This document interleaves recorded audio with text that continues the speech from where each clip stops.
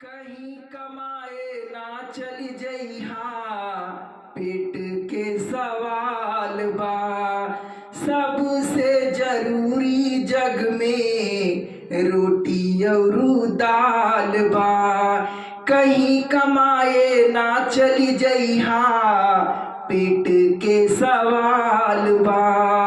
सबसे जरूरी जग में रोटी और दाल बा।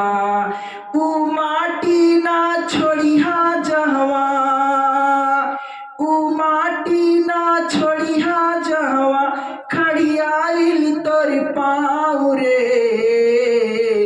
मत भूलैहा परदेसी अपन गाँव रे। मत भूलैहा परदेसी अपन गाँव रे। आम के बगैचा अमरूद लीचियानी, नगटे नहैला जवन पोखरा के पानी। आम के बगैचा अमरूद लीचियानी, नगटे नहैला जवन पोखरा के पानी। कैला पढ़ाई जवन छूटल स्कूलिया, रखिहा तू याद अपने गाँव के मंदिलिया। मंदिर में ऊ बाजत बाजा, मंदिर में ऊ बाजत बाजा एक एक ठाव रे। मत भूलैहा परदेसी अपन गाँव रे। मत भूलैहा परदेसी अपन गाँव रे। मकई के खेत में ऊ सुग्गा बेली गावल, बंसी में डाली के चारा मछरी फसावल।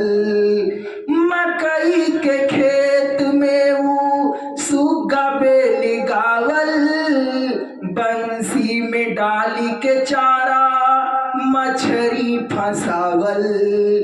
भूलिहा न कबहू बीतल समैया, रखिहा तू याद कैसे बीतल लड़िकैया। चाची के संग कीर्तन गावल, चाची के संग कीर्तन गावल ऊ पीपल के छाँव रे। मत भूलैहा परदेसी अपन गाँव रे। मत भूलैहा परदेसी अपन गाँव रे। कहीं कमाए ना चली जइहा, पेट के सवाल बा। सबसे जरूरी जग में रोटी और दाल बा।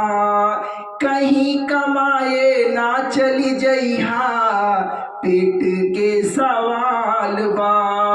सबसे जरूरी जग में रोटी और दाल बा।